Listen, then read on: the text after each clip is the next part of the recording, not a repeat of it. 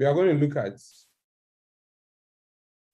okay, so let me go back to it. All right, so we are going to look at strategy as a whole topic, try to delve deep into it, get to understand what it's all about. Then once we are done, we would then also look at what the digital business strategy proper. So it's going to be like 2 sessions. I hope it makes sense. All right. Yeah. Good. So and I would entreat that all of you try as much as possible to ask questions. There'll be some videos that we'll look at, and then we'll try to also get a good understanding of what strategy is, the component of strategies, and how we couch strategies. Now, the thing is this: strategies can be quite confusing, I'll be honest. Okay. They are quite confusing. In some cases, you realize that people will talk about strategies as plan, right? If right now I ask, what is a strategy? What would you say? Hello, anyone in the chat room? Or hello? Can you hear me, please? Yes, sir, we can hear you. Yeah, so I'm asking, what do you think strategy is?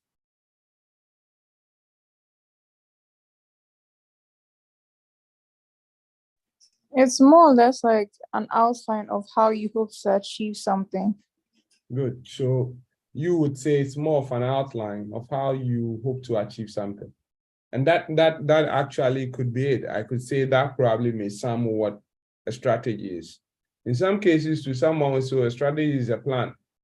All right. And today I'll show you two videos that you realize that actually 2 videos from the same channel, and 2 people are actually talking about strategies from 2 different perspectives.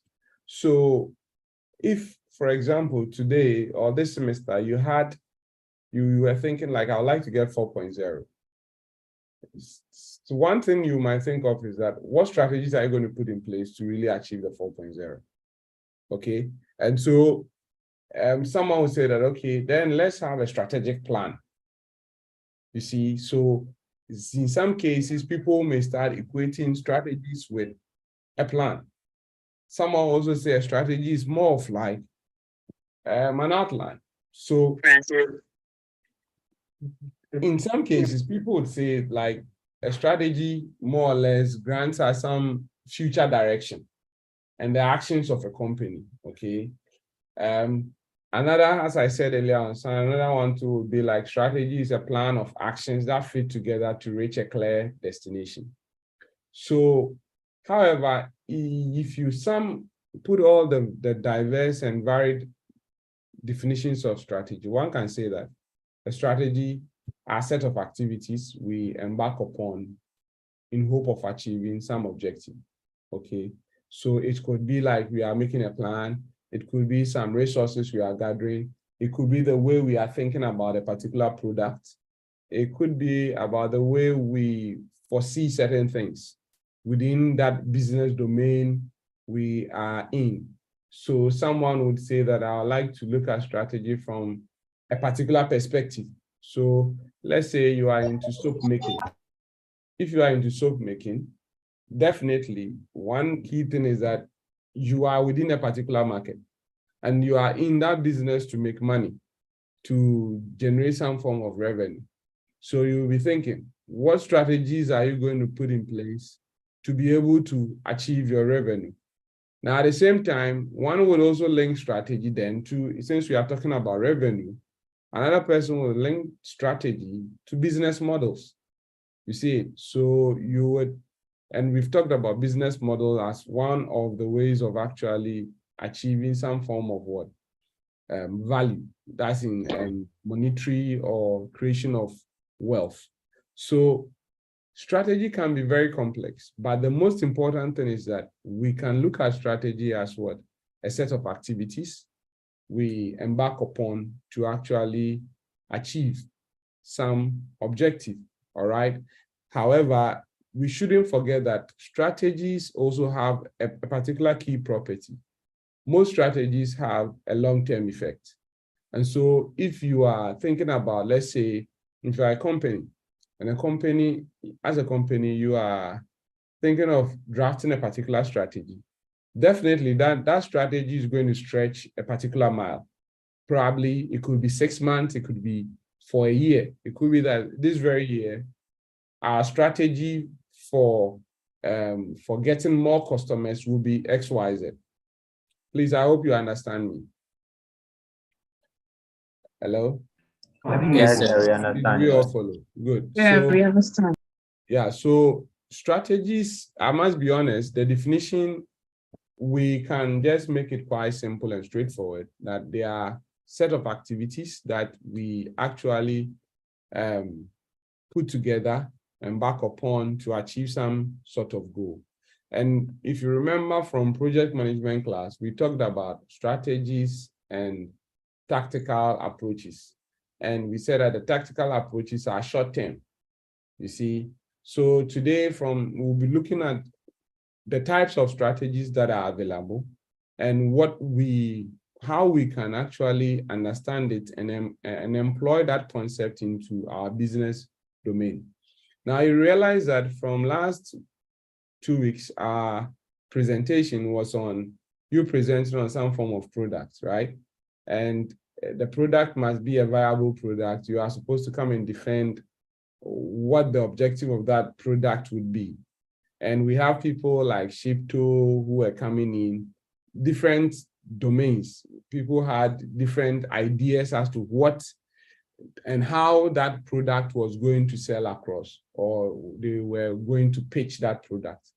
But one key thing is that lack of strategy means that you really don't have a product, because then that means you are doing anything that everybody is doing. It could not even be like that. It could be that like you are just like like let's say a chaff just being blown by the wind, because the market domain you might find yourself in might be very different from whatever strategy you would like to use. So even your strategy would include the market niche that you find yourself in. If someone is in the business of, let's say, is in an e-commerce business, and that e-commerce business is about fashion, maybe they are only selling fashion clothes, and another person creates another platform and says that, okay, this person's strategy, which maybe could be that he or she or that company, they are more interested in people who are interested in maybe secondhand clothing fashion, and they have built a platform for it. If you want to adapt that same strategy in your business, which could be maybe a different e-commerce platform, you might realize that there is going to be some conflict and there's going to be issues. And so you may have to understand certain aspects. One, and we've already talked about the fact that every organization sits in an environment. You need to understand your environment. You need to understand the capabilities of your organization. You need to also understand the resources that are available before you can say that, okay, this is the strategy that we intend to go by. If, for example, GIMPA decides that we want to embark on a particular strategy of, let's say, increasing our student population. Now, we may have to sit down and really think through it. We need to think about resources that are available. If students are going to come in, where are they going to sit? Do we have new facilities? Can our library can the library capacity be increased? What about even bandwidth? So you see, these are resources one may have to keep an eye on if you are thinking about what? Strategies. Okay, so that because it is a strategy that is actually going to drive more or less almost everything that you are going to do in your business domain. And so your strategy is the lifeblood of the organization. I hope it makes sense. Okay, so as you can see, strategy is a plan. Here they are referring to it as a plan of actions that fit together to reach a clear destination. That destination is dictated by a set of decisions. You see, so one other thing you may have to understand is that a strategy takes us from the as is to the to be situation. Will be based on what is happening now. That is why we would like to strategize and move to a new domain, which would be what? The future domain. So strategy then is going to carry us right from where we are. It could be that maybe currently we serve all our customers manual, right? Physical, that is, we are using a physical medium to serve our customers. But then probably we want to increase our customer yield. Probably we want to become more globalized. In that case, then that means we may have to initiate some form of strategy, which is going to drive us to be able to now achieve that purpose of also becoming a globalized business. Please, does it make sense? Do we follow? Yes, sir. Good. So strategies are critical, but keep in mind that they help us to move from what the as-is situation to the to-be situation. And remember that, as it is said, it is also dictated by certain decisions, okay, that the organization sets. And that can be dependent on what? The competitors. And as I was talking about the fact that organizations dwell in an environment, so it could be determined by the competitors within that very market niche. It could be coming from the unique characteristics of what? The organization, okay? There could be so many factors that can actually influence one in making a particular decision, which would be fit into that kind of strategic stuff we are talking about, okay? So if we look at different types of strategy, but before I continue, any question at this moment? All right, so we can look at like 3 major types of strategies. We have the corporate strategies, we have the functional strategies, and then we have the business unit strategy, okay? Now, the business unit strategy more or less determines the path forward for a particular business and its clients it is focusing on. Now, one key thing about it, I think maybe probably starting with the corporate would have made it easier, but then let's still look at it. Take, for example, LG Corporation, all right? LG Corporation is a vast company, and then there are diverse sub-business units within LG.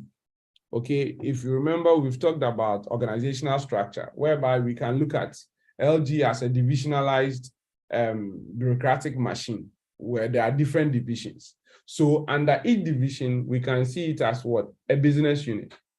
If you take, for example, they will have a section for the production of maybe TVs. There can be another section that deals in the production of what? Maybe refrigerators. So in this case, these are different business units within one big corporation. And with each business unit, each of them would have their own strategy. That's what we are referring to as what? The business, so it's business level strategy. So in this case, the units that focuses on TV or electrical or electronic appliances, like maybe, let's say, blenders and stuff, they would have their own customers, and they will also have their own business strategy in how they are actually going to make profits, how they are going to sustain the product, how they are going to price the product, how they are going to even do customer segmentation, which we've done prior to this very lecture. If you remember the business canvas model, there was customer segmentation in there. Okay, so at the business unit strategy level, we talk about what are the services and products we want to provide our customers or clients. All right, in what geographies or market segment do we want to play? So if you move into LG, you realize that there is a tendency that there's going to be different divisions, and different divisions have different business strategies. Are you getting it? How can we drive profitability while delivering better products and services? Okay, Then there is also types of, the other type of strategy would be the functional strategy. With the functional strategy, now we are focusing more or less like, you see, from MIS, we talked about functional areas, right? Functional areas within an organization, which could be, for example, HR, accounts, maybe let's say if it's a school, it would involve maybe academic units. These are various functional areas. And these functional domains can also possess their own functional strategies. How does maybe this year, how does HR wants to hire employees? They could come with their own strategy. Please, does it make sense to you guys? Hello, Yes, guys. sir. Do you really understand what I'm saying? Yeah. Yeah. So HR could say that, okay, because maybe we are moving into artificial intelligence, we are now going to build or deploy some platform that will let potential employees enter their details, and then it will perform some online selection. You see, that could be their strategy. And that strategy is quite different from the strategy that, let's say, the business unit would be doing. I hope it makes sense. So here we can ask questions of how can we best enable both internal and external clients, okay? How can we deliver the best quality of services in an efficient way? How can we help create synergies and apply best practices serving various parts of the organization? Okay, so you realize that when it comes to functional strategies, it has got more to do with the sustainability of the organization in terms of its coordination and control. All right, so it's all about how are we delivering proper business processes within that organization? How efficient are business processes? So it could be that maybe we are the production functional area of the organization. Now, maybe we've been consuming so much electricity, maybe that is power. The energy consumption is too high. So what kind of strategies can we put in place so that we can reduce the energy consumption, thereby cutting down on costs? Guys, am I making sense to you guys? Yes, yes, sir. Please, any question? Any question? Not at the moment. Hello there. Yes, so yes, So I Ivan. want to Please, can you raise your voice a little bit? I want to try to explain the functional strategies in my own words and see if that makes sense to you. Okay. So if I get you right, the functional strategies are strategies that are being used by some functional units within the organization. So it's not necessarily the whole organization strategy, but then some units within the organization. Exactly. That's it. That's exactly what it is. So you remember we've talked about functional areas. So if we talk about functional strategies, then that means these are strategies that are tied to what? The functional area. So you see over here, you can read as it says, functional strategy deals with what? A path forward for a particular organization function, not the entire organization, but a unique part of that organization. And that must be a functional area within that organization. So it could be that in where you work, accounts, you see also some, especially most of the startups and most of the SME companies, you realize that when it comes to payment of workers, most of the time is the accounts that would pay them on the table, cash on table, right? That might be their strategy of actually paying customers and paying employees.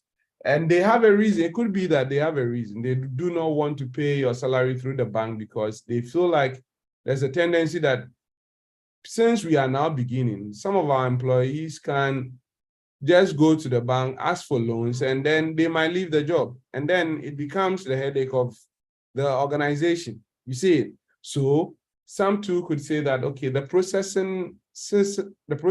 of actually getting this kind of well-defined salary structure is too cumbersome, and it would also involve we employing more people. which is going to cost the organization. So then why don't we deal with maybe cash on table, or you pay it on the table, and that is it. So then that might be a strategy that they are using. Am I making sense, please? Yes, sir. Yes, sir. So that is one of the key aspects we are talking about when it comes to functional strategies. So you realize that functional strategies are more endeared towards the organization itself.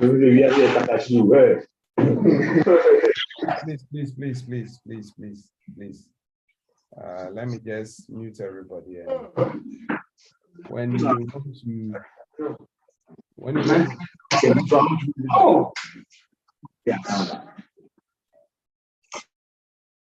yeah. So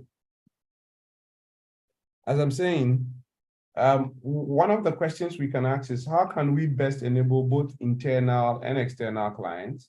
How can we deliver the best quality of services in an efficient way? So you realize that functional strategies has got more to do with what?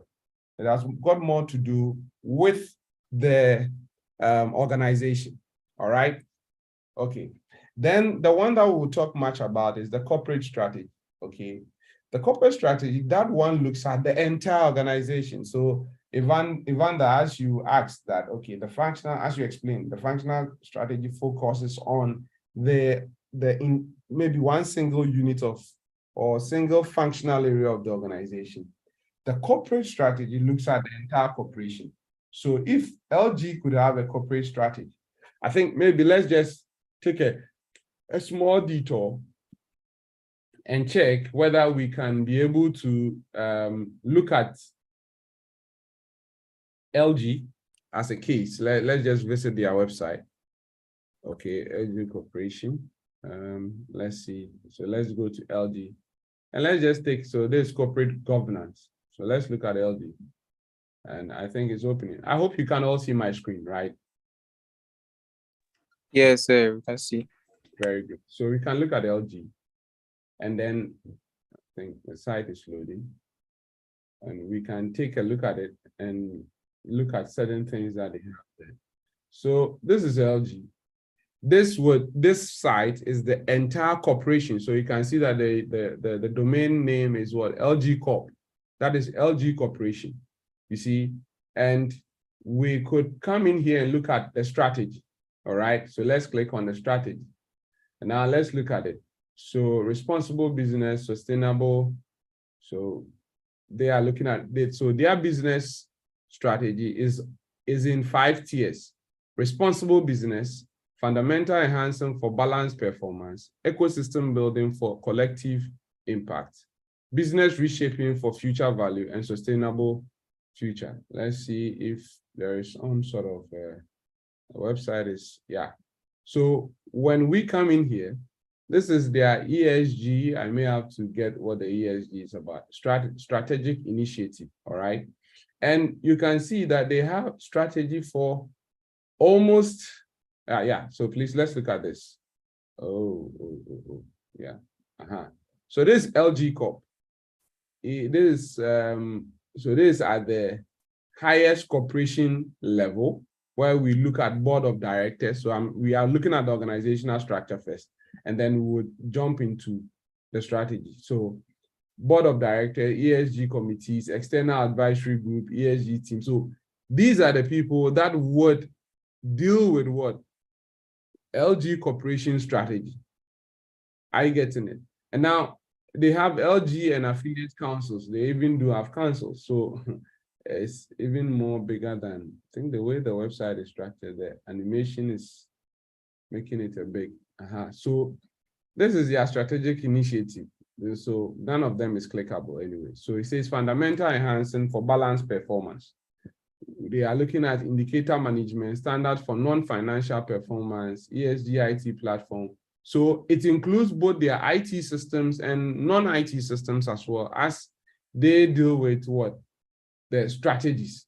They also have strategies for the affiliates. So you see, if you come down here, you realize that there is what? Affiliates. And the affiliates also have their own strategy, which you can see over here. This strategy for key affiliates.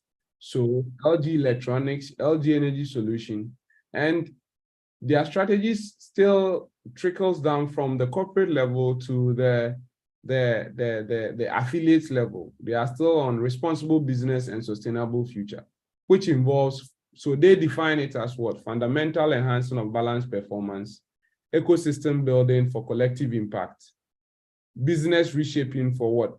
Future value. You get it? So we have, I think this might be LG Chem or something like that. Yes. So once we get here, we realize that they have summarized their strategies in some form of or some infographic or animated kind of system. All right. So we could, let me think maybe I should.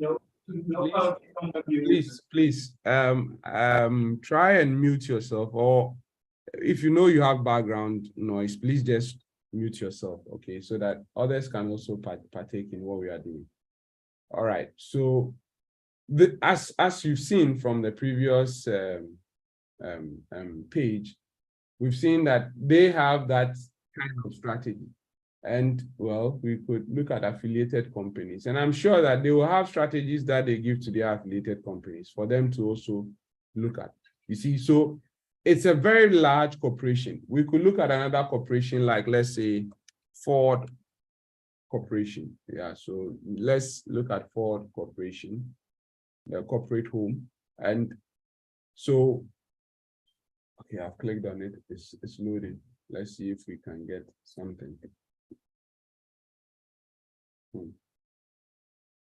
Yeah, so you can see they have for here, they have LG Electronics, LG Display, LG Innotech. So now this is the corporate, so you can see it here, corporate.ford.com. This is the corporate website of Ford. All right, and we could see, let's see if we can, so these are career opportunities. This is purpose. So to build where every person is free to move and pursue their dream. Let's see if we can find strategy in their side. Yeah, so we may not have a clear, straightforward corporate strategy like the way we were looking at. So let's do strategy. Maybe we can get it. Yeah, so probably it's on a different site. We say our goal is to help build a better world where every person is free to move and pursue their dreams. And when you get deep into this, you realize that there are sub activities that they do so that they can be able to achieve this. Now, the strategy is not just about mission statement or vision. That's one thing you need to also understand. The strategy is not just some sort of mission or vision statement, okay? So let me think the sounds are okay. Good. So it says corporate sustainability. So here we are looking at their sustainability, the corporate sustainability strategy. So they could probably have another strategy for something else, but this is their corporate sustainability strategy. And this is what they have. And I think there is a report. Oh, please, those with the background noise. Okay, let me just mute everybody. All right, good. Yes, so this is their website that talks more about what? Their sustainability. I hope you get it. So I wish we could just get one side. Maybe let's look at Samsung Corporation. Yeah, maybe that might be the last one we look at before we go back to our, yeah, so Samsung. And okay, so it's loading. Yeah, so let's see whether they would have something like that over there. So we have leadership and mission, our business. So our business maybe, let's check and see. Yeah, so corporate and citizenship. Corporate citizenship, okay. No. So Samsung invest. Let's see down here whether we get anything about their strategy. Yeah, so they also have the corporate sustainability stuff here. Let's look at the business. All right, I think maybe what we'll do is that Samsung corporate strategy, okay? And well, I wish we could get it right from the Samsung side itself, but it's not there. So yeah, they are also having the sustainability strategy here as well. So we can look at it this.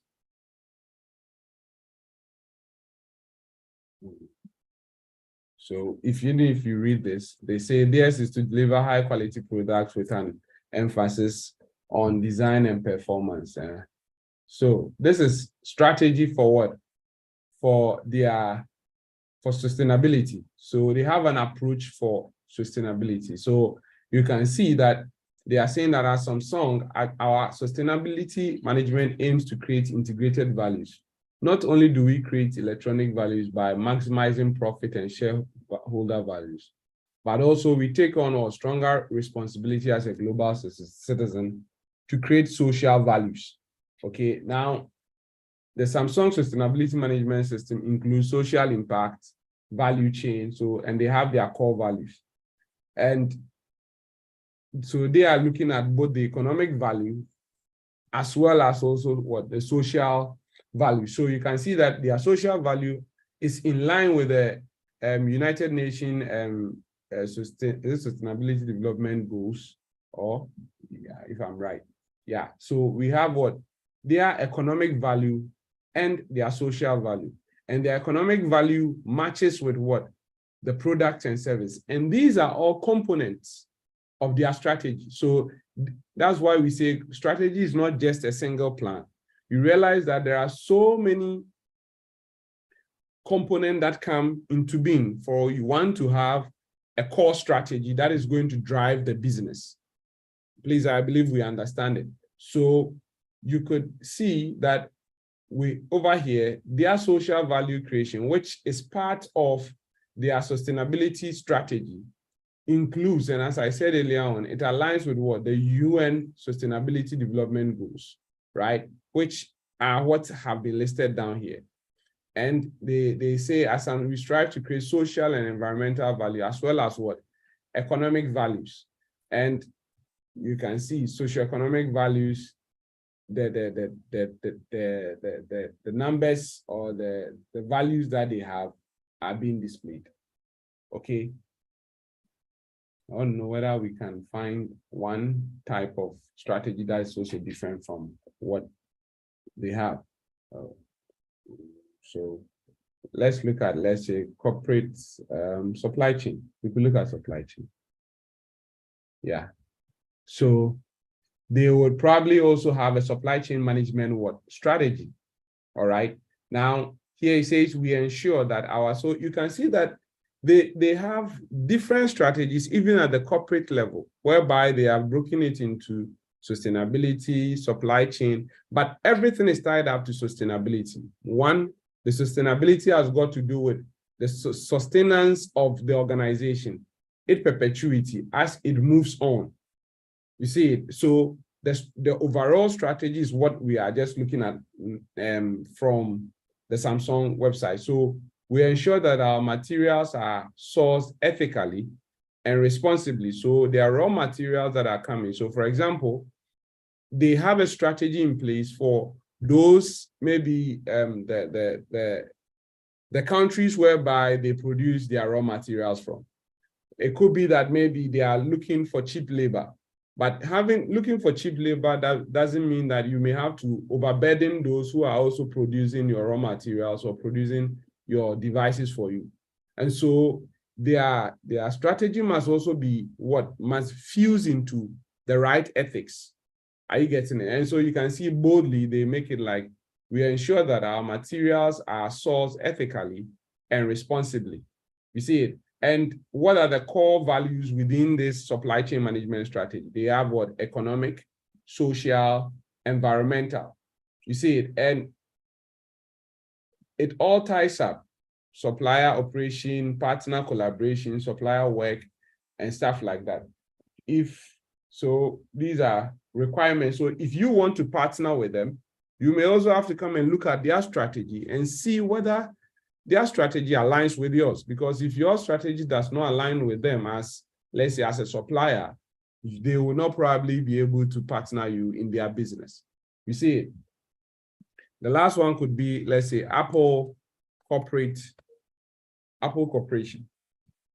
Okay, and let's see whether we can get the Apple website, if it's not just the marketing website.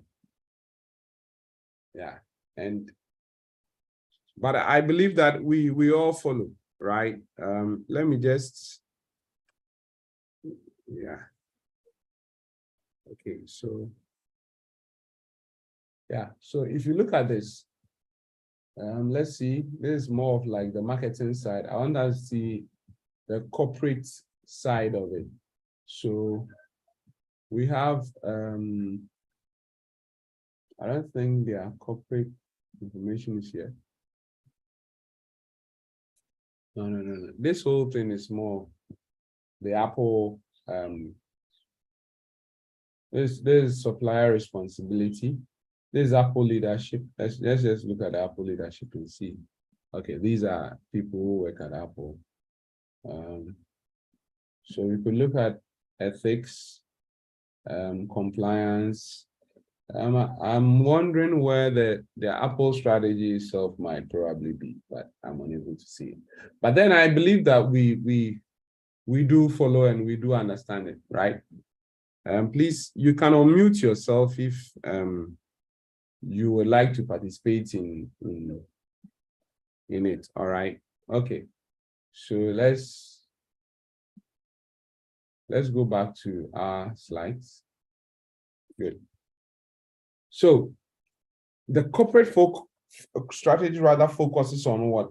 The entire organization, and it determines the path to create value both for shareholders and clients. Okay. And so the shareholders could be suppliers, the shareholders could be customers, the shareholders could be the executive. So the strategy spans, or it takes across the entire organization and the entire portfolio of businesses owned. So if you look at LG strategy, corporate strategy, that would mean that the LG corporate strategy spans across the entire, all the various divisions within LG, including the affiliates. You see it? And how we add value to shareholders, which that's what it would include. It will include how do we add value to shareholders? What are the key businesses we want to be in? So because let's say if a Samsung, for example, and Samsung wants to move into, maybe their focus is on, let's say we just read that they are talking about social value creation. Now, maybe their focus in terms of social value creation is poverty alleviation, right? And then a government approaches them and say that, well, we would like to have partner with you for you to construct maybe some bridges for us. Maybe their poverty alleviation strategy has stronger ties with education, not with road construction. And so they would have to, in their corporate strategy, they will have to include clearly what businesses that they are interested in going into. It's not any partnership they would like to go into, because the strategy is also going to drive the kind of businesses, the kind of partners that they need to deal with. Please, does it make sense to you guys? Yeah, it does. Good. And what are internal and external synergies between our businesses? So because the corporate strategy looks at the entire organization itself, we are also thinking about what? We are also thinking about the external environment, the competitors, the government policies. Are we in sync with the government policies? Are we doing something that goes in accordance to the plans of the government? Or because if, for example, a government says that as a bank, you are not supposed to roll your customers' data on maybe a cloud system, then you cannot go with that strategy that all your customers are going to be, the customer data is going to be on the cloud. That means that your strategy is going against, or is not in synergy with the external environmental policies and issues that are actually out there. Okay. So if you look at this, for example, this at the corporate level, we are looking at overall bank. So this is an example, overall bank strategy. At the business level, unit level, we could be looking at what? Retail strategy, wealth management strategy, commercial banking strategy, capital market strategy. Are we good? Please, do we all understand it? Yes. Yes, Good. sir. Yes. Yes, So sir. please, if you know that your background there is no noise, you can just turn on your off your microphone. Unless you know that there is a lot of background noise. So then there is a functional level whereby we have what? HR, IT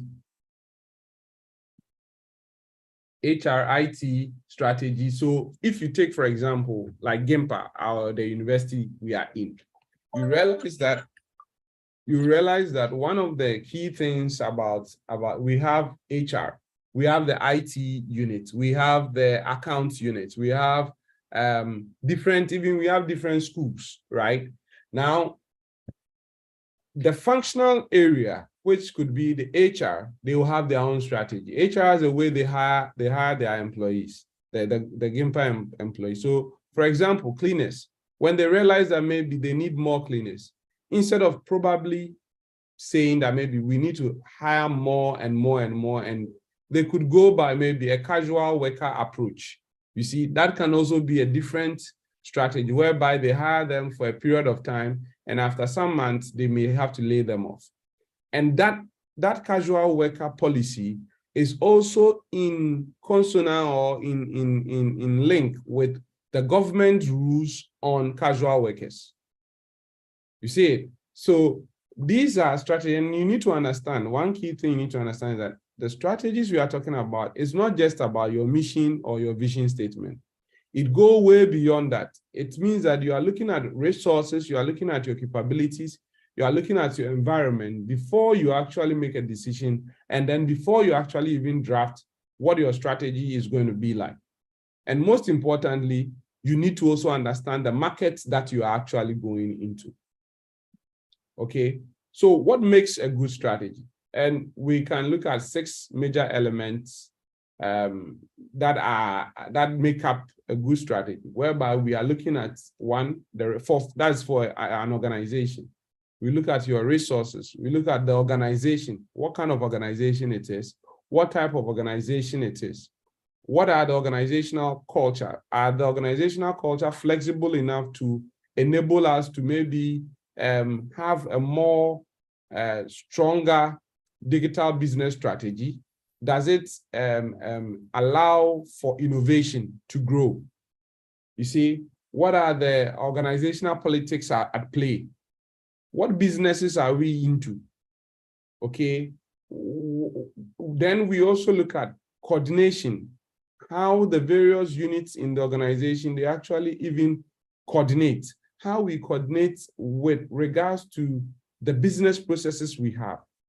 What about control and management? And then we also look at what are the things we are going to do that can make us competitive or give us a stronger competitive advantage over our competitors. And once all these things are put into place, we are able to couch some sort of strong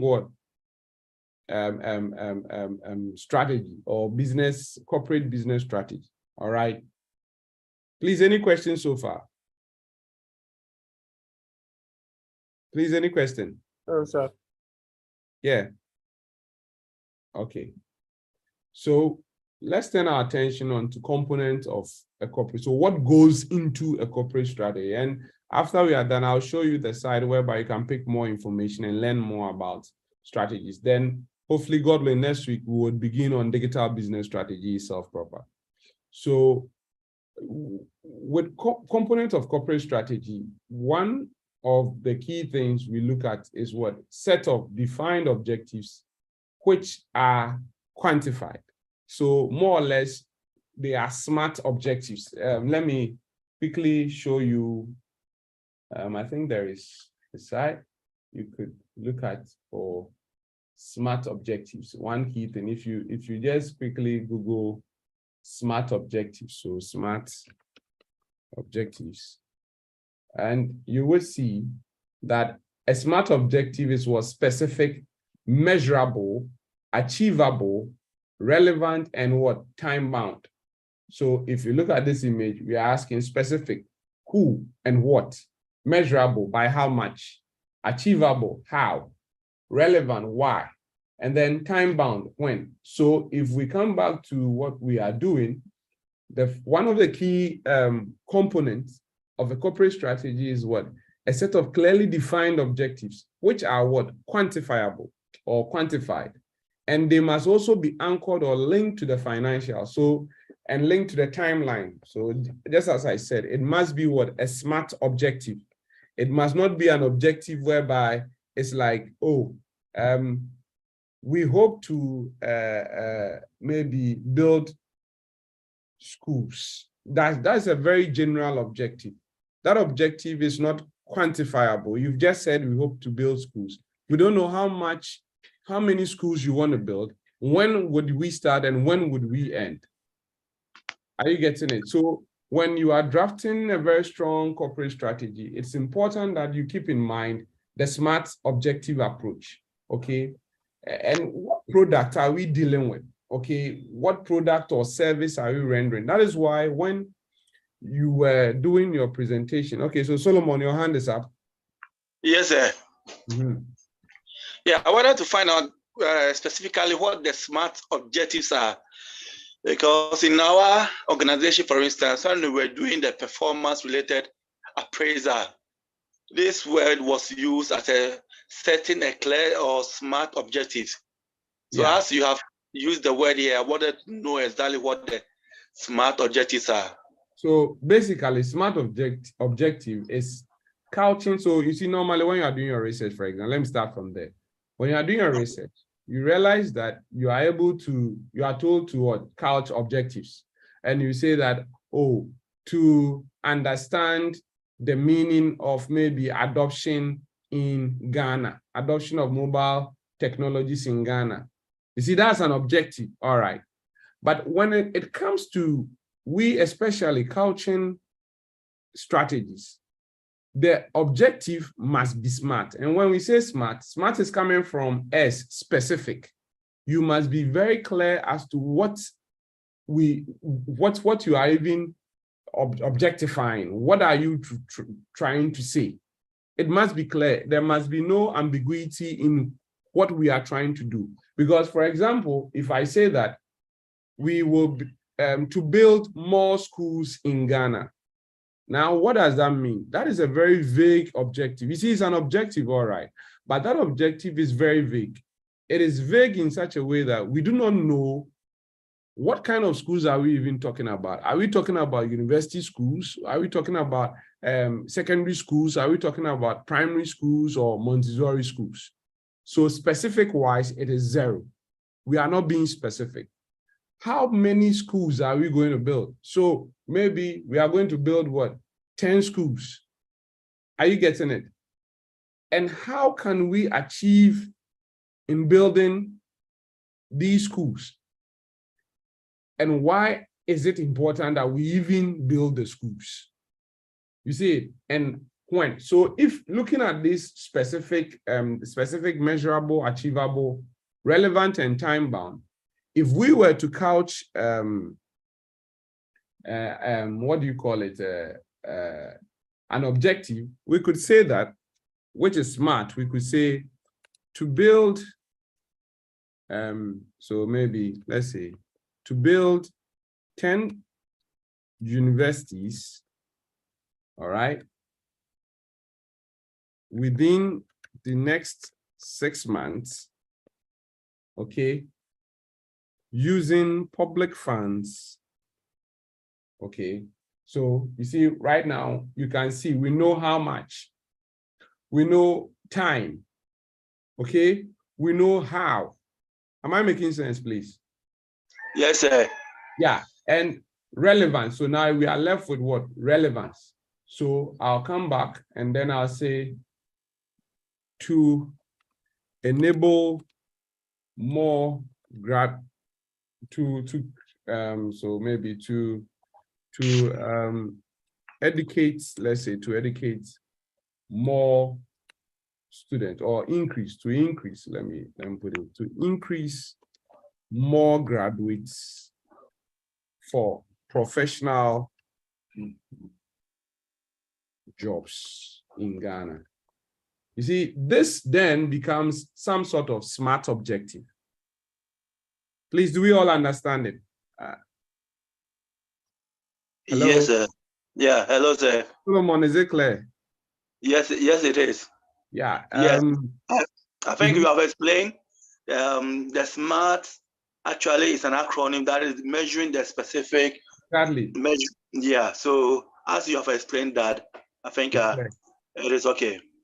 Please, anyone with any question? Are we all good?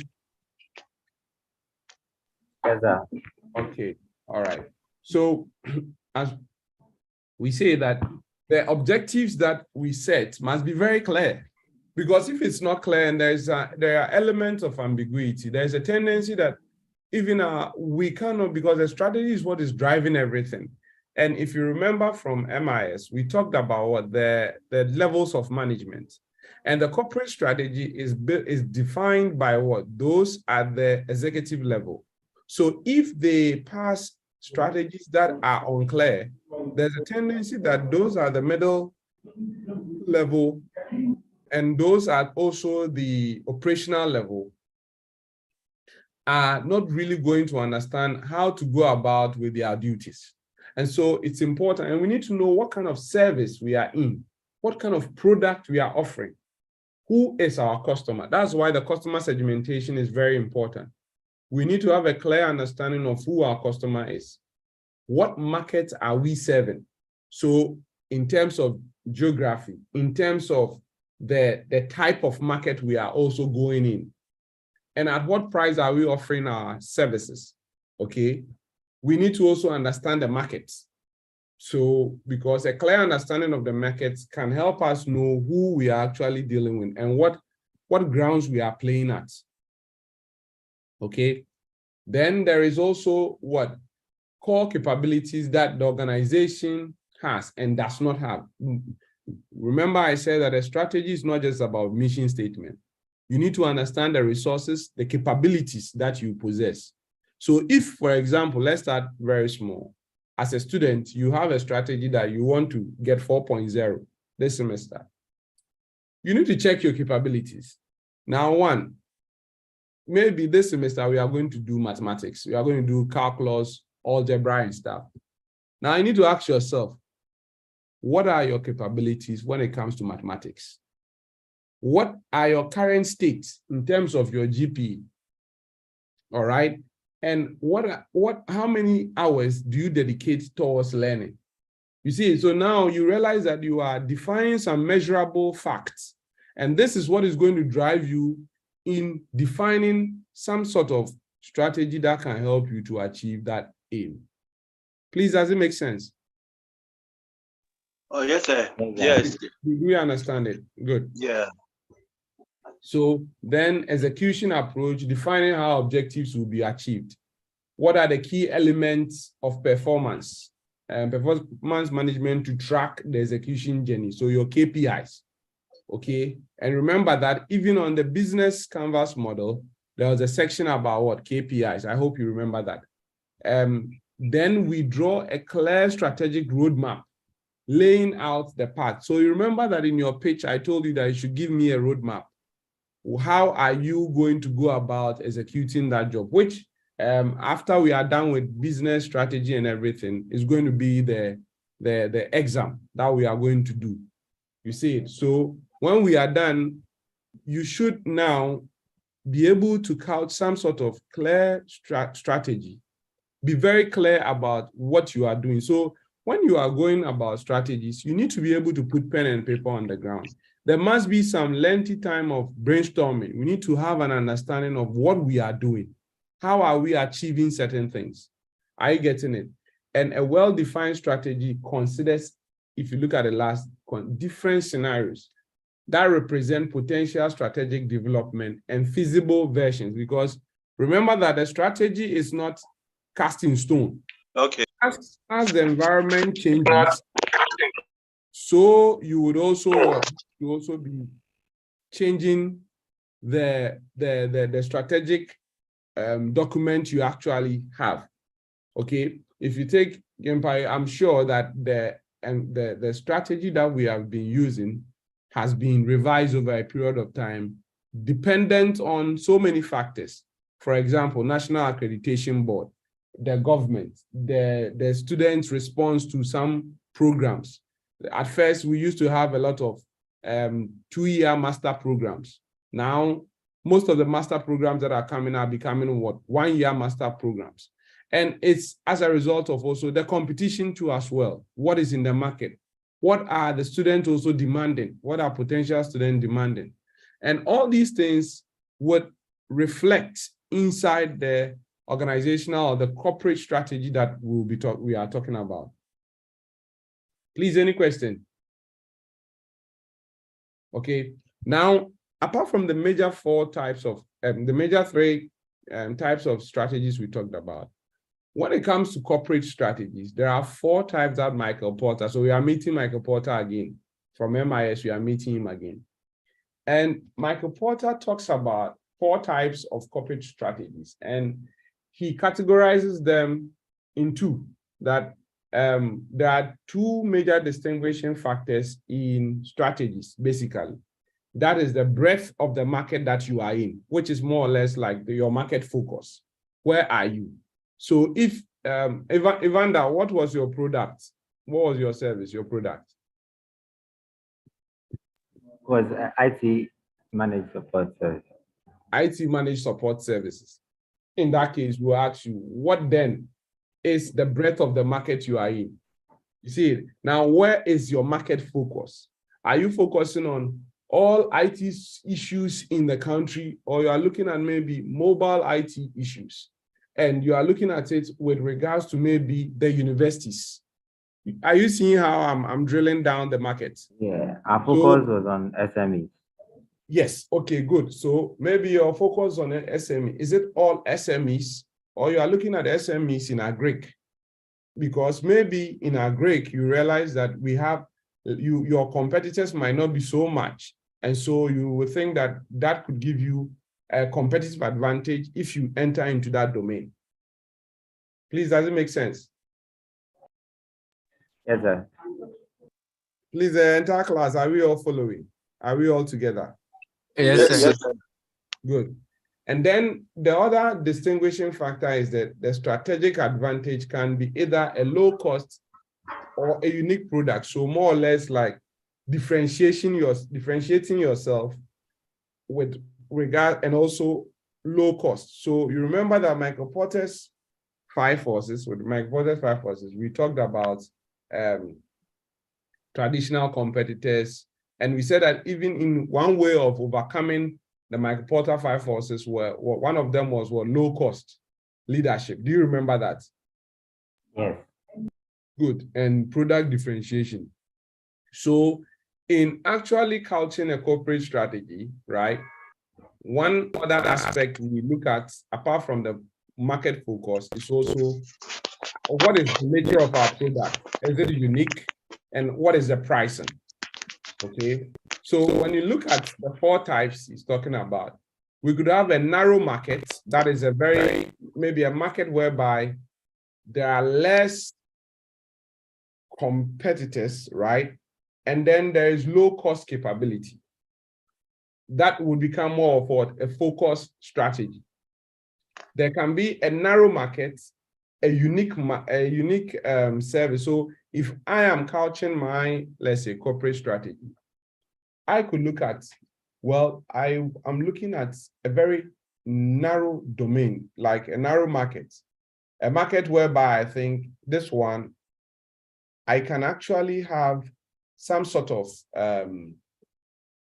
I can have a stronger competitive advantage. And in going into that narrow market, probably I could go with what? This kind of low cost capability. So in that case, it becomes what? A focus strategy. We could also have what? A narrow market with a unique product. So in this case, we differentiate. And that becomes what? The unique, that product we are talking about, which is what? A unique product. Okay. So more or less like, I want to give an example. So probably you are entering into, so let's say the barrier of entry into some market could be that maybe I'm going into skateboarding, something like that. I realize that within that very market, maybe I might be the only one in there. In this case, either people are really going to go start buying my product, and in that case, they might not be considering the cost, because probably the product I'm selling is very unique. And so that one will be some sort of focus strategy. So remember, we've talked about the two differentiation. So two focus strategies could be a narrow market and what? Low cost capability, or it could be a narrow market or a narrow market and a unique product. So I want to enter into a market. I see that this market domain, there are less competitors, and I can enter into this market with some sort of unique product. And there's a tendency that people can actually work with me. Then there is also the broad market, and then low cost capability. That becomes a cost leadership strategy. So maybe the market very broad.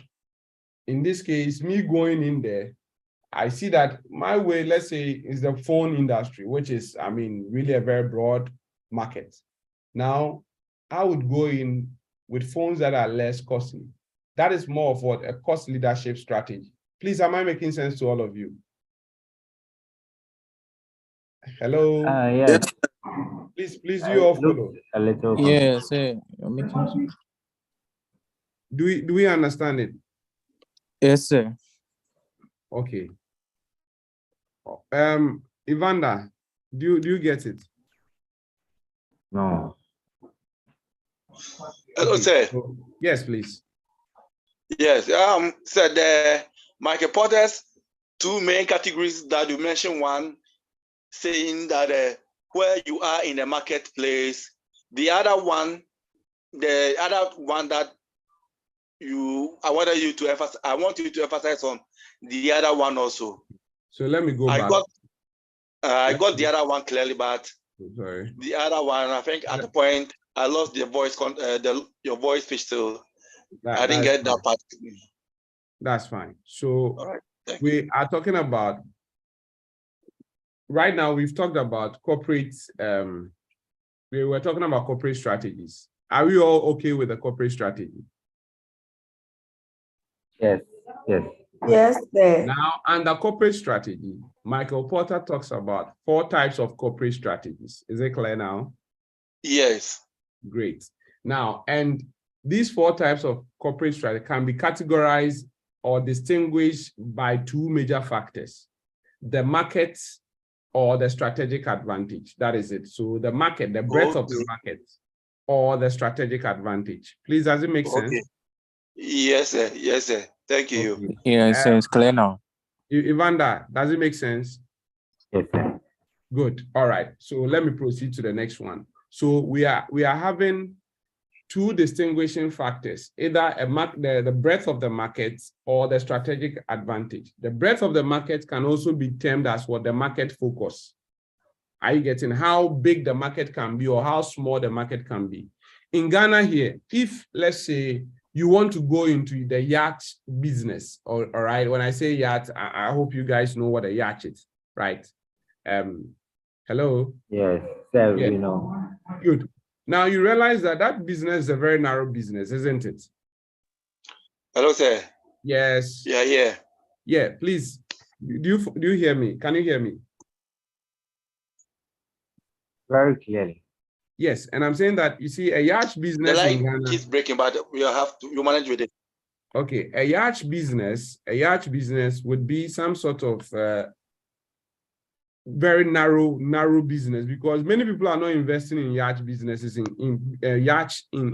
Ghana, right? Yeah. Good. So if that the breadth of that market is very, very small compared to let's say phone businesses in Ghana, which is more, or even telecommunication in Ghana, you realize that these businesses are quite broad. You get a lot of competitors in there. Does it make sense now? Yes, sir. And so that is the breadth of the market we are talking about. Okay. That is what Porter is saying, that it is one of the distinguishing factors in corporate strategy. So your strategy, you may have, in couching your strategy, you may have to understand that, hey, which market am I focusing? Am I focusing on a broader market, or I'm focusing on what? A narrower market? Am I making sense? Yes, Then sir. there's another distinguishing factor, which is what the strategic advantage. Now, in this case, we are saying that what advantage are you going into the market with? Am I going into the market with a low-cost approach, or I'm going into the market with a unique product? You see that if the market is maybe, let's say, the boat business, and I am coming with some new AI remote controlled boats, right? Now, that is a very unique product, isn't it? Yeah, it is. But then it was going to be quite expensive. But because it's a unique product and the market is very narrow, if anyone needs it, probably I might be the one that people would come for. Is that not so? Yeah. Ivan, that does it make sense? Yes, sir. Good. Then I could also go into a broader market. The broader market, maybe, let's say, what market do you think is also broad in Ghana? Example. Hello, please, examples. Any example? Restaurants.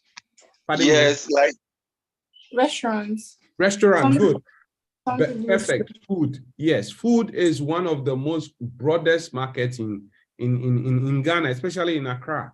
So if you are going into the restaurant business in Accra, especially, let's say, East Legon, probably your advantage will be what? What do you think would it be, Gigi? What do you think it will be? Georgette, what do you think? I think it should be the taste of your food. Well, it could be the taste of your food, or Or it your could be location. low cost. Yes, it could be the Low cost. Because East Legon foods are quite expensive, right? But if you are going there to deliver level of quality and probably a lower cost in your food, maybe we can't be sure, because depending on the nature of people over there, people might also think that, well, if your food is that cheap, it means that probably it's not a good food, right?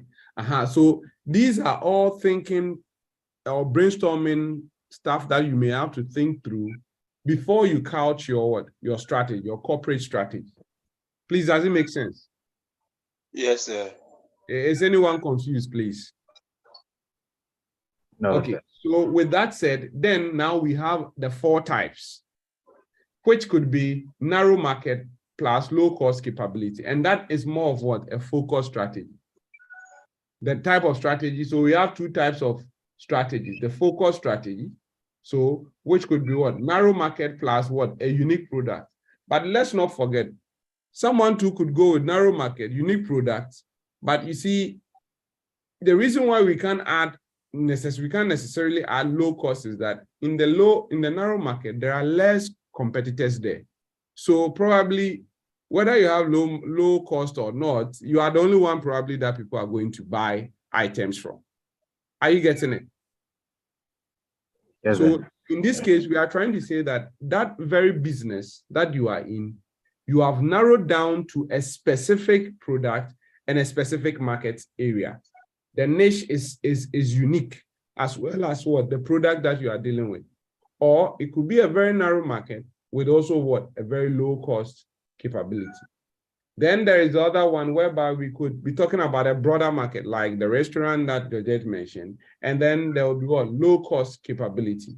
And that one, we've seen this word before, haven't we? Seen low cost leadership, haven't we seen it before?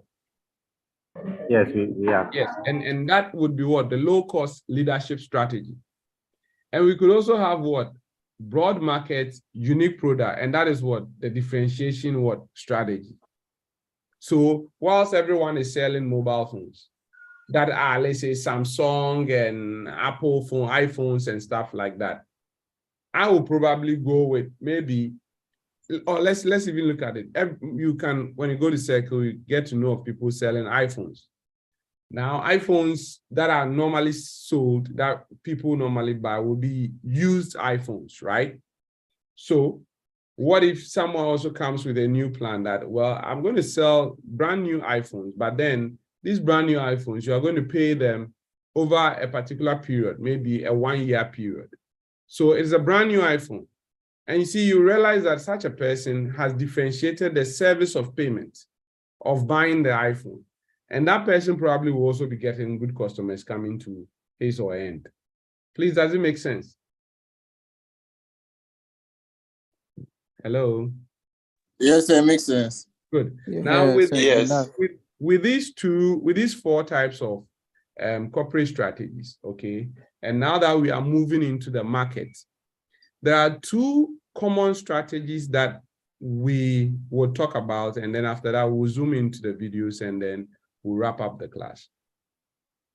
And they are,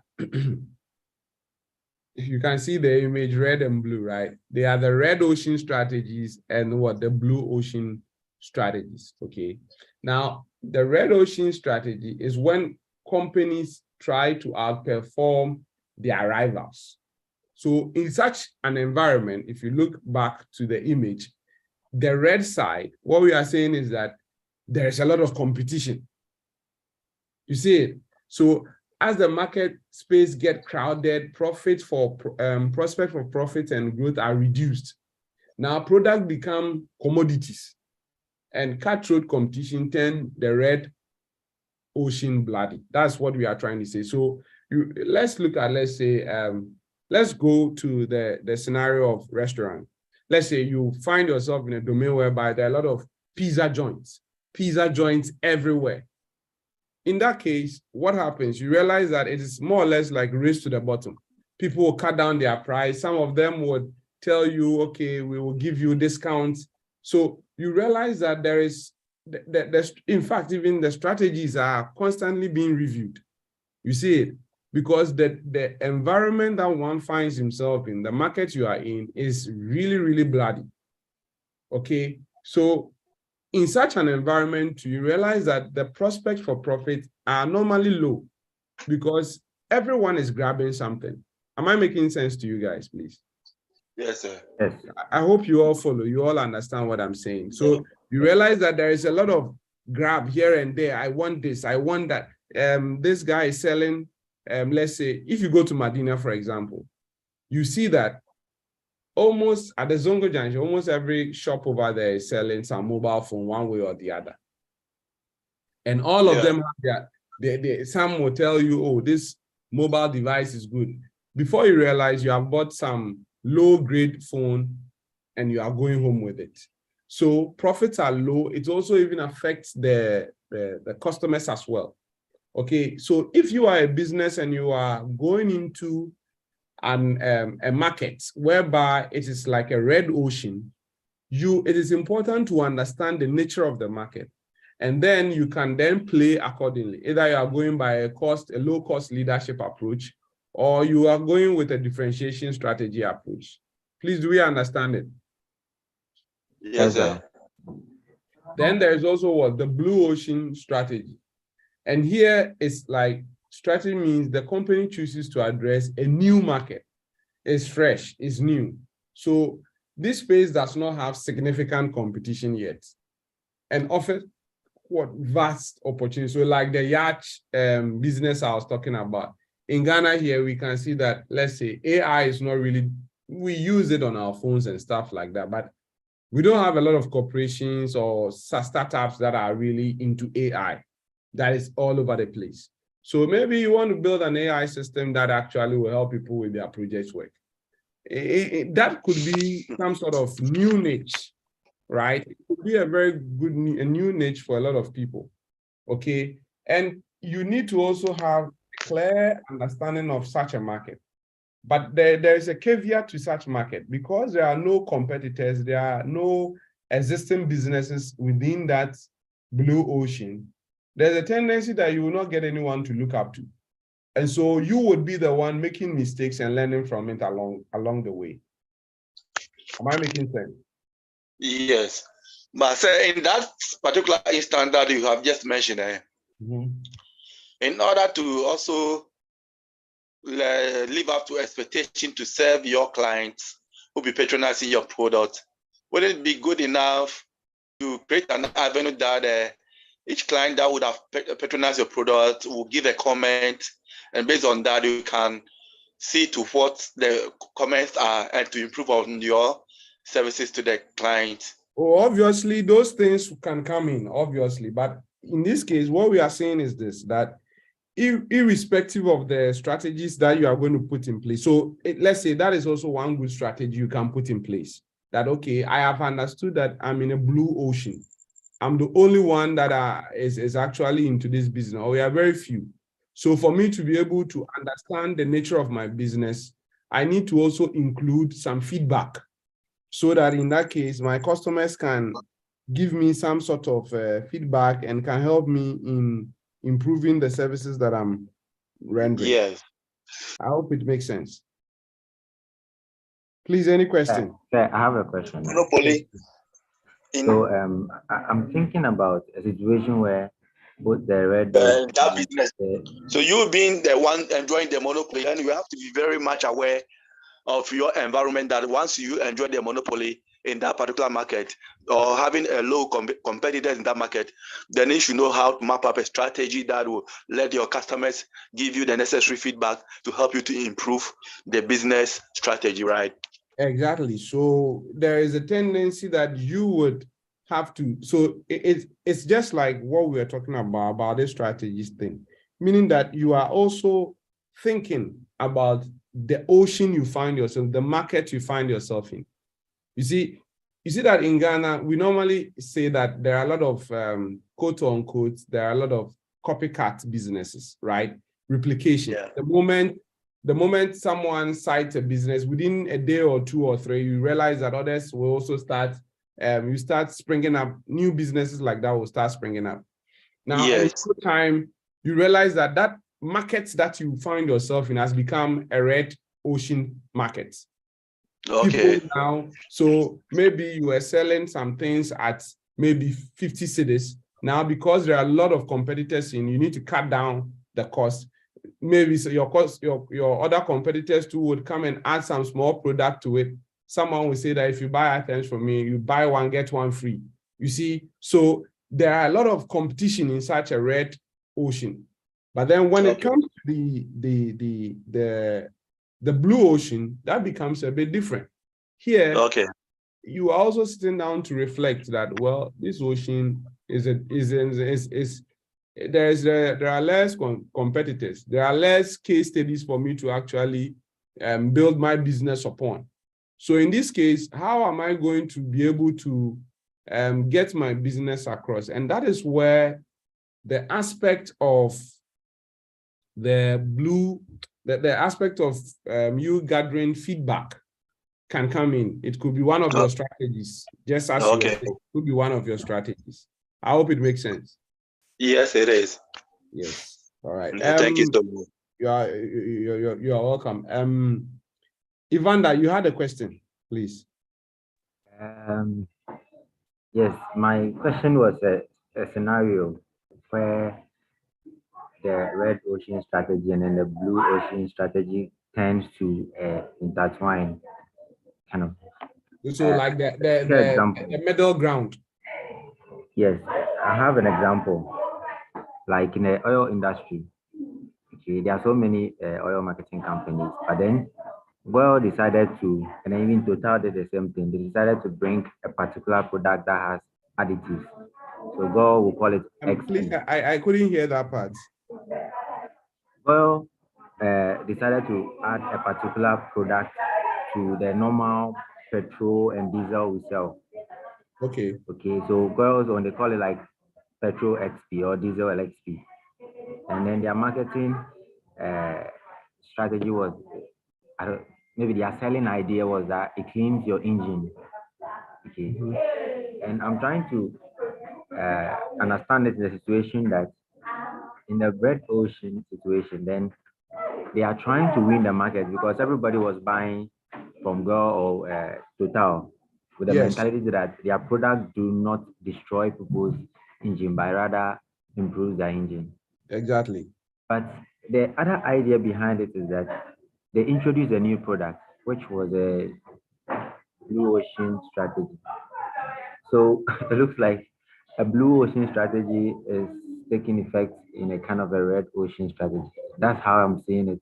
Kind of. Yeah. So you realize that if I'm getting you right, and if I do not get you right, try to draw my attention to it.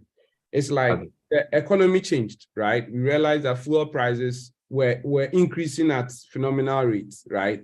In no time, we're getting, I think, a letter at 15 cities or something like that. Then I would not even go with the girl. We realized that because in Accra especially, fuel stations are quite a lot, right? And we have different types of fuel stations, like Benab filling station, Benab oil, Cash oil, Goel, Shell. We have quite a number. And all of them are spread across the main cities. So when it happened like that, now it's 15 cities. And we know that Goel actually is more or less like government. Is that not so? Now, Goel and Shell and Total are all on the same price now. Now, meaning that I don't have a choice. I could go to Shell and then buy Shell anyway, maybe fuel save, and then use that one. But then comes Benab oil, and also Cash oil and some of the other petroleum companies. And you realize that they slash their prices down. Some put it at 11 cities, right? And people started also going there. But then after a while, I heard a rumor, which I'm not so sure of how true it is, but I heard a rumor that some of them too, their oil were damaging the engines of some cars. You see it. This is a classic example of what? Of a red ocean. Everyone is trying to find a way to get more profit because the profit is dwindling. And the thing is that even the citizens who are riding their cars are also even putting their cars away. Some are no more using their cars. They are going with commercial vehicles. You see it. So meaning that filling stations or fuel stations are now thinking of finding ways to still maximize their profit. So how do I maximize my profit? Immediately, let me cut down my prices. So Benab will slash it down, down, down, down. Puma will slash down. Then I observed something very interesting. Total filling station that I know, total fuel stations that I know that normally their prices are within, they are normally above to Goel and and Shell sometimes.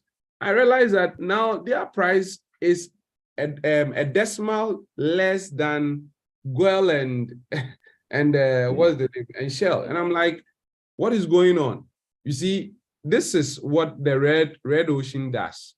And you can see that as we are talking about it, it is not just about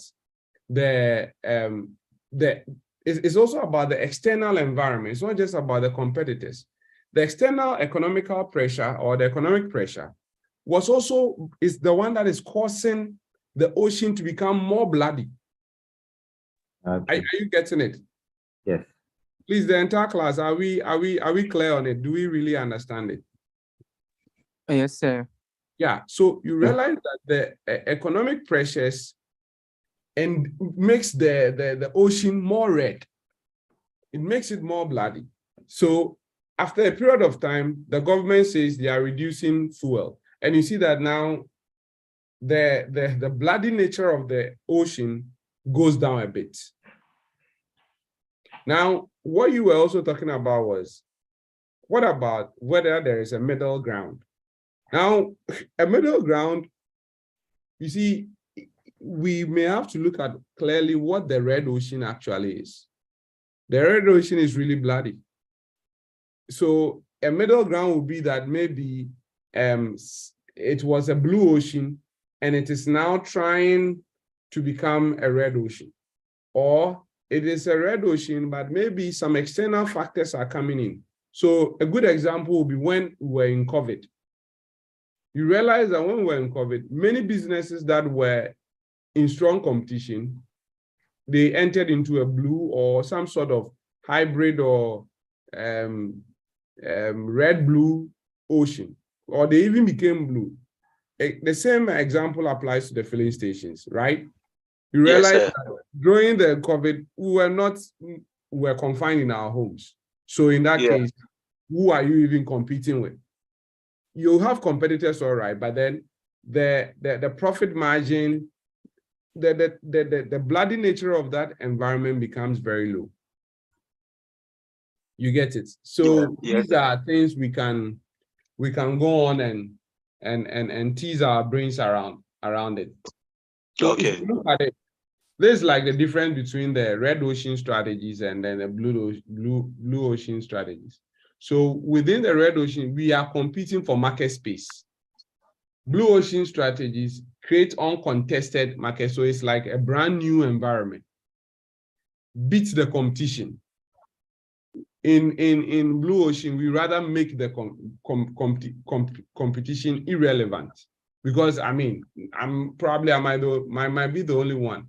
And so if you feel like, well, I want to really thrive and I don't want to be in this buga this kind of heated competition and competitive environment, probably then the blue ocean might be the best approach you need to go with, or the best market you need to go with. We need to, if you look at the red ocean, they exploit demand. So the more people are demanding for it, then the more we increase the prices, which really happens a lot. They make the value cost trade-off. So I talked about some of the low or graded filling stations, and you realize that some of them, they started selling fuel that are of low grade and probably at the same price. Am I making sense? Or at a lesser price. But in the blue ocean, break the value cost trade-off. Okay. Then with the red ocean, we align the whole system of a firm's activities with the strategic choice of differentiation or low cost. Whereby with the blue ocean, we align the whole system of a firm's activities in pursuit of the blue, of the differentiation and low cost. Please, any question? Please, any question? Are we okay? Hello? Yes, sir. Yes, sir, we are okay. Are we good? All right. So we'll be watching a couple of videos on strategies. That's what we'll use to wrap up the class. And next week, we'll look at digital business strategies itself. Okay. So let's listen to this. I think his voice. Okay, I think maybe to do this one, let me rather play this one rather. So what is strategy? So you're going with what a strategy is. And please look at the conflict in there, and then we talk about it. Many people. So, all right. Okay, so let me share my screen with this. And then let me also share my sound. So share sound. All right. Often we have a sense, So let's to many people, strategy sense, in order to know what strategy is, you have to be super senior. You have to have a lot of job experience. It seems very complicated. Nonsense. Strategy is simple. Is a plan to create value. the way a company plans to create that value, that's the strategy of the company.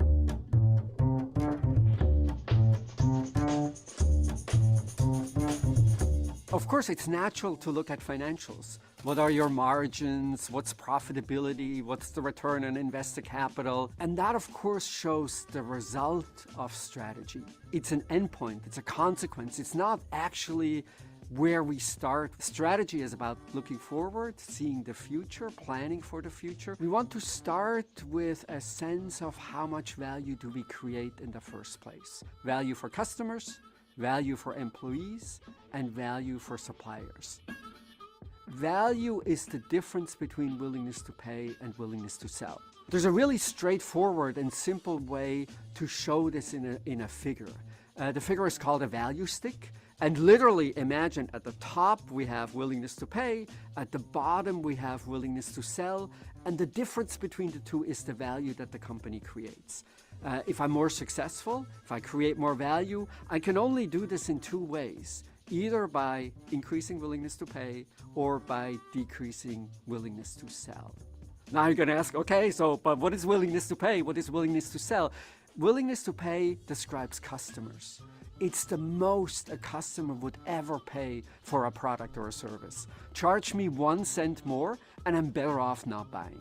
Now, the company's not going to give away its products, of course, and so we're charging a particular price. The price has to be below willingness to pay, otherwise people will not buy. The success for customers is just a difference between willingness to pay and price. I don't know about you, I have a hard time waking up in the morning. My willingness to pay for that first cup of coffee, $7, $8 easily. I go to Dunkin' Donuts every day. They sell me coffee for $2. Big difference between my willingness to pay and the price. There's a lot of value created for customers. Customer delight, the difference between willingness to pay and price is significant. Willingness to sell is a little less intuitive than willingness to pay. Willingness to sell is the least amount of compensation that an employee would accept and still work for this particular company. So think of a person trying to sell. I could sell my work to company A, I could sell my work to company B. How do I choose between the two? How fabulous is the job? How interesting is it? Will I like my colleagues? Value for employees is the difference between compensation and my willingness to sell. It's a measure of the quality between what the person is looking for in work and what the company can offer.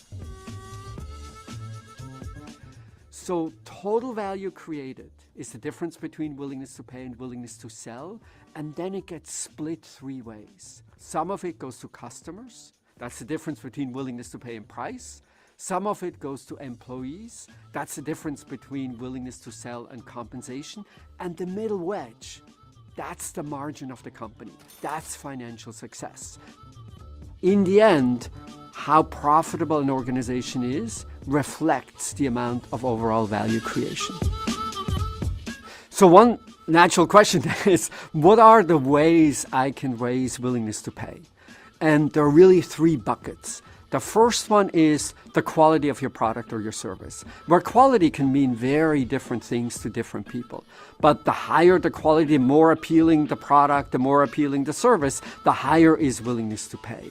And then there are 2 different ways to also increase willingness to pay that are a little less obvious. The first one is with the help of compliments. A compliment is a product or a service that supports willingness to pay of something else. Think razor blade, think printer and cartridges, think Nespresso machines and espresso capsules. And the third is network effects. For some products, in some situations, the more popular the product is, the more widespread its adoption, the greater my willingness to pay. Social media is a great example. If all my friends are on Instagram, it's so much better to also be on Instagram. My willingness to pay will increase as the adoption of Instagram increases.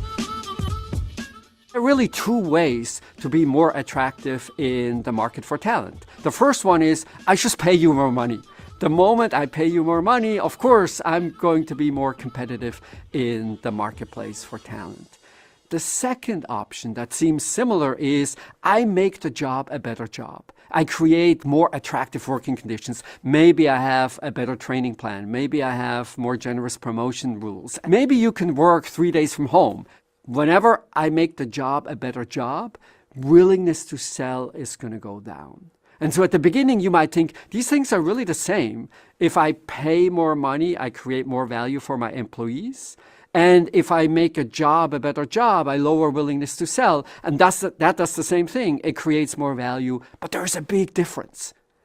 If I pay more, that just shifts value from the company to the staff, to the employees. There's no value created. Value is just redistributed between the company and the people who work for the company. If I make work more attractive, if the job is a better job, willingness to sell goes down, and that actually creates value. Let's talk about a specific example. You might know Best Buy, the electronics retailer in the United States. And if you go back, say 10 years or so, everybody, including myself, everybody was convinced that Best Buy was going to go out of business. Why? Many other electronics retailers had gone out of business, and with roughly 1,000 stores, it just seemed impossible to compete against Amazon. At one point in time, Best Buy lost $1 billion in a single quarter. And then a new CEO comes in, Hubert Joly. And remember, strategy is not complicated. It's all about either increasing willingness to pay or decreasing willingness to sell. And that's exactly what he does. Instead of building big distribution centers, big warehouses from which you ship online, he starts thinking about every store as a warehouse. And they start shipping from each individual store, typically from a store that is just down the road from where you are. We increase willingness to pay by having better shipping times. And then a second idea has to do with the retail store environment. He goes to Microsoft, he goes to Samsung, he goes to Lenovo, and he says, well, you know, you can go down the Apple route and you can build really beautiful freestanding stores at millions and millions of dollars. Or you can have a store in a store inside Best Buy where people are shopping for electronics products in the first place at a fraction of the cost, lowering willingness to sell for the vendors to Best Buy. Now, what does it mean for employees? Instead of selling innumerable products, now I'm dedicated to the store in a store that's the Microsoft store, or the store in a store that is the Sony store. I know so much more about the products I have. I can do a much better job helping customers figure out which products are exactly right for them. My job is easier. I feel more successful. Willingness to sell drops. And if you look at employee engagement surveys at Best Buy, they are at an all-time high after these big changes. So what did Best Buy do? It increased customers' willingness to pay, and we have fewer pricing pressures. Next, they lowered willingness to sell, and costs fall for Best Buy. The middle portion of the value stick, we have less pricing pressure, we have lower cost. Not surprisingly, the company is more profitable. They go from losing $1 billion in a quarter to having a return on invested capital that exceeds 20%. Amazing. Why? Because we started with ideas about how to create value before we thought about how to capture a fraction of the value that we created. Right. All right. So if you look at everything, yes, please. Afterwards, can we get a link to share and more about the link to the video? the video? Yes, can you share it? Oh, sure. Actually, and I would even entreat all of you to subscribe to the Harvard Business Review channel. That's where they are all at. All right. Good. So you can see that it's the last end of this video that is so critical, that instead of focusing on costs, right, as the strategy, you focus on creation of what? Value. So because the dynamics of cost would always be changing. But then once people know because everyone would purchase something of value to him or herself. And value is something that is subjective to you. What is valuable to you might not be valuable to someone. And so if you are in the business of creating value, which is, for example, what Apple is doing, they are in the business of creating the value of user experience. People don't care the amount they are paying, they'll pay for it. And that has become their strategy. Are you getting it? Now I think we are almost 1 minute to time. So in that case, I would not, let me see if I can show you the next video and then we can wrap it up. But I think that next video might be a bit lengthy. So what I'll do is that I would share it with you. Let me switch screens and so I'm going to show you where you can go. And mind you, the class 2 was live on YouTube. So please, can you see my screen? Yes. Yes, please. So there's it. So this, you can subscribe to Harvard Business Review, all right? And when you come there, you can search for strategy. Okay, and you can get access to, this is the second video I wanted to show you guys. Plan, as this guy talks about strategy being a plan, this guy also talks about strategy, not a plan. We can watch the. So we're going to, this thing called planning has been around for a long, long time. People would plan out the activities they're going to engage in. More recently, has been a discipline called strategy. People have put those two things together to call something strategic planning. Unfortunately, those things are not the same, strategy and planning. So just putting them together and calling it strategic planning doesn't help. What most strategic planning is in the world of business has nothing to do with strategy. It's got the word, but it's not. It's a set of activities that the company says it's going to do. We're going to improve customer experience. We're going to open this new plant. We're going to start a new talent development program, a whole list of them, and they all sound good. But the results of all of those are not going to make the company happy because they didn't have a strategy. So what's a strategy? A strategy is an integrated set of choices that positions you on a playing field of your choice in a way that you win. So there's a theory. Strategy has a theory. Here's why we should be on this playing field, not this other one. And here's how, on that playing field, we're going to be better than anybody else at serving the customers on that playing field. That theory has to be coherent. It has to be doable. You have to be able to translate that into actions for it to be a great strategy. Planning does not have to have any such coherence. And it typically is what people in manufacturing want, the few things they want to build a new plant, and the marketing people want to launch a new brand, and the talent people want to hire more people. There tends to be a list that has no internal coherence to it and no specification of a way that is going to accomplish collectively some goal for the company. See, planning is quite comforting. Plans typically have to do with the resources you're going to spend. So we're going to build a plant. We're going to hire some people. We're going to launch a new product. Those are all things that are on the cost side of businesses. Who controls your costs? Who's the customer of your costs? The answer is you are. You decide how many square feet to lease, how many raw materials to buy, how many people to hire. Those are more comfortable because you control them. A strategy, on the other hand, specifies an outcome, a competitive outcome that you wish to achieve, which involves customers wanting your product or service enough that they will buy enough of it to make the profitability that you'd like to make. The tricky thing about that is that You don't control them. You might wish you could, but you can't. They decide, not you. That's a harder trick. So that means putting yourself out and saying, here's what we believe will happen. We can't prove it in advance. We can't guarantee it.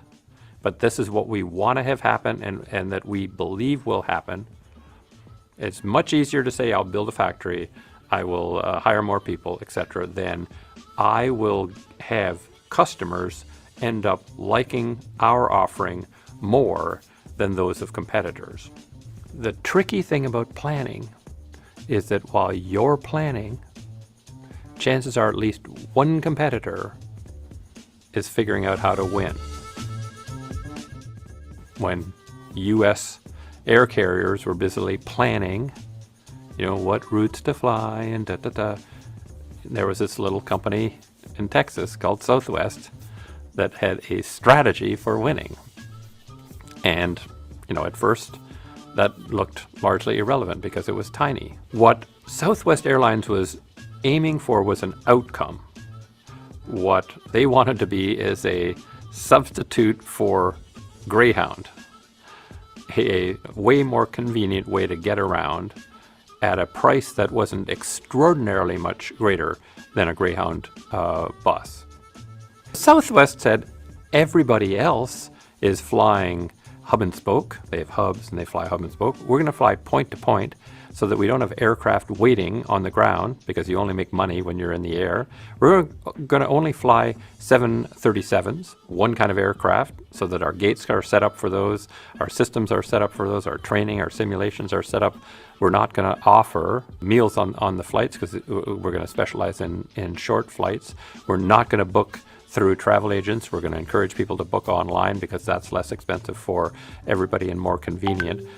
So their strategy ended up being having a substantially lower cost than any of the major carriers so that they could offer substantially lower prices. Because it had a way of winning, it got bigger, and then bigger, and then bigger, and then bigger, and bigger, and bigger, and bigger, until it flies the most passenger seat miles in America.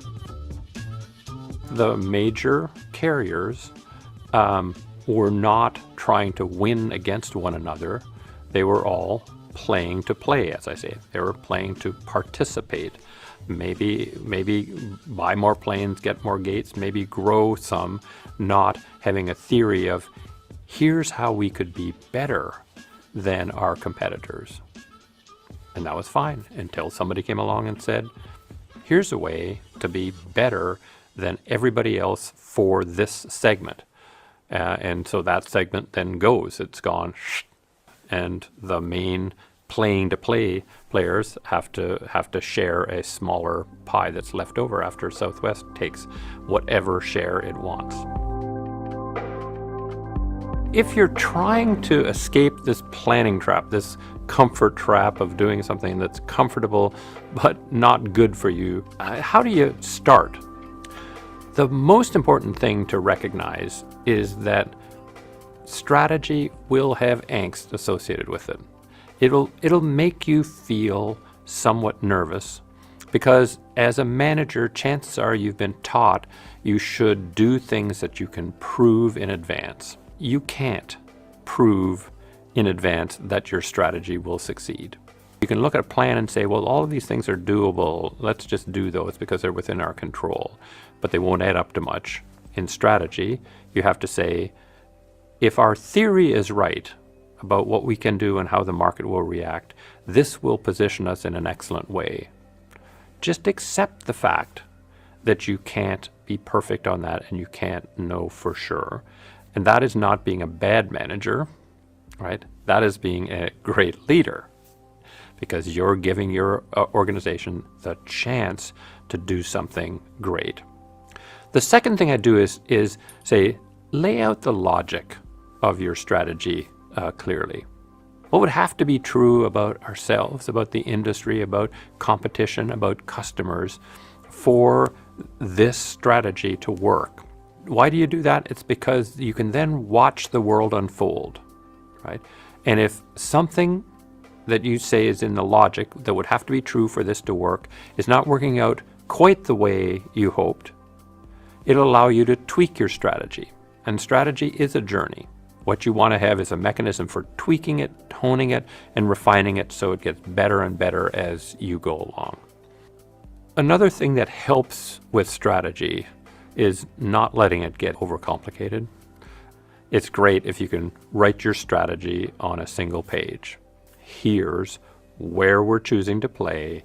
Here's how we're choosing to win. Here are the capabilities we need to have in place. Here are the management systems. And that's why it's going to achieve this goal, this aspiration that we have. Then you lay out the logic, what must be true for that all to work out the way we hope.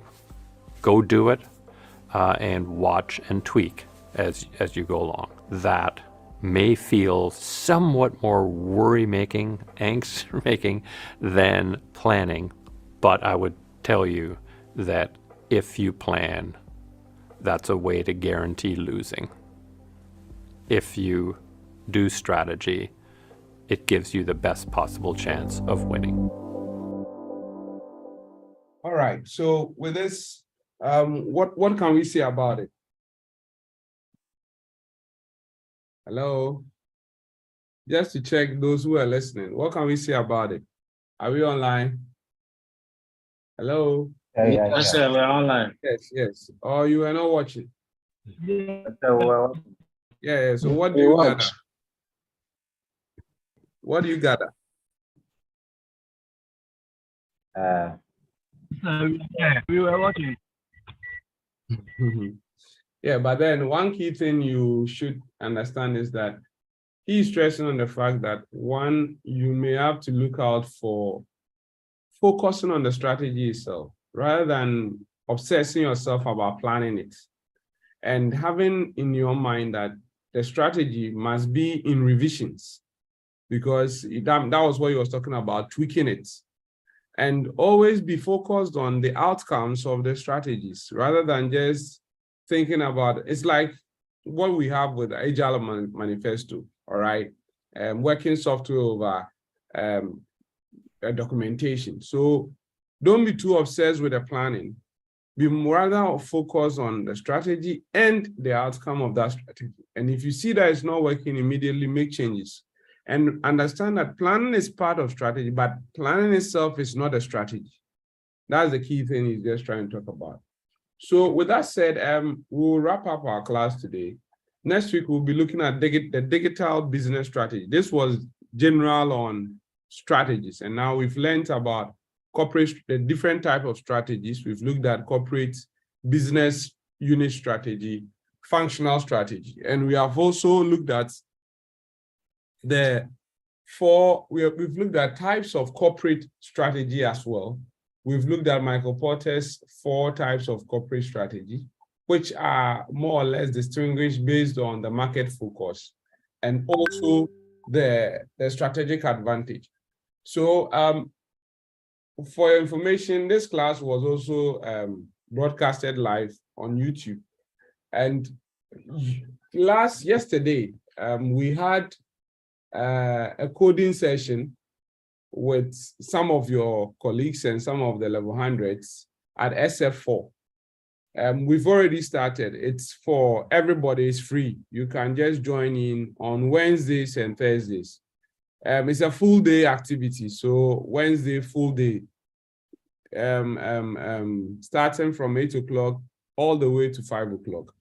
Thursday starting from 8 o'clock all the way to 5 o'clock. So, and we also broadcast it live. So if you have chance, you can just check out there, and then if you can't come physical, you can watch it online.